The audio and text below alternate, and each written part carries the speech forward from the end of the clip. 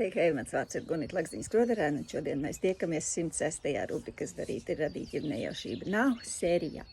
Kā jūs varbūt zināt, es šobrīd strādāju pie savu 4. romāna, un mana romāna varoņi ir tā ieskrējušies, ka jau šobrīd apjoms ir mazliet lielāks par iepriekšējiem romāniem, bet man te daži cilvēki sāka baidīt, ka cilvēkiem bail no biezām grāmatām. Un tad es gribēju jums jautāt, pirmais. Vai jūs biedē biezas grāmatas? Otrais, no cik lapusēm jūsuprāt skaitās bieza grāmata?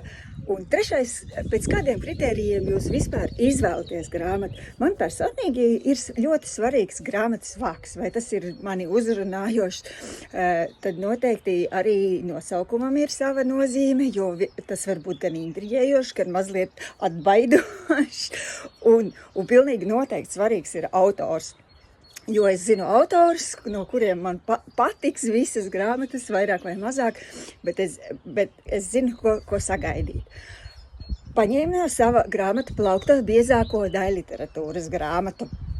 Redziet, neatbilst nevienam manam kritērijam. Vāks ir melns, te ir simboliņš, jā, var redzēt, jā. Nav ne autora, ne grāmatas nosaukuma. Bet tā, kur ir?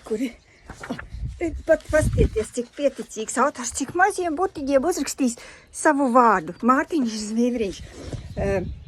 Fudzī 161 kilometrus. Mārtiņš pats sevi sauc par sajūtu inženieri, ir no tiem cilvēkiem, kurš organizē gājienu Kolka dubulti.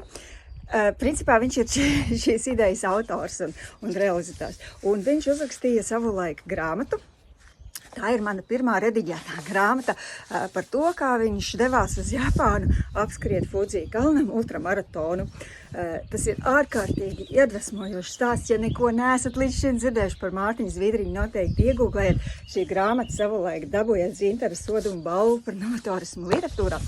Lepojos, šis ir mana grāmatpraukta vislielākais, gan fiziski, gan arī emocionāli vislielākais lepnums. Nu, tā kā gaidīšu jūs atbildes un tiekamies pēc nedēļas. Čau, čau!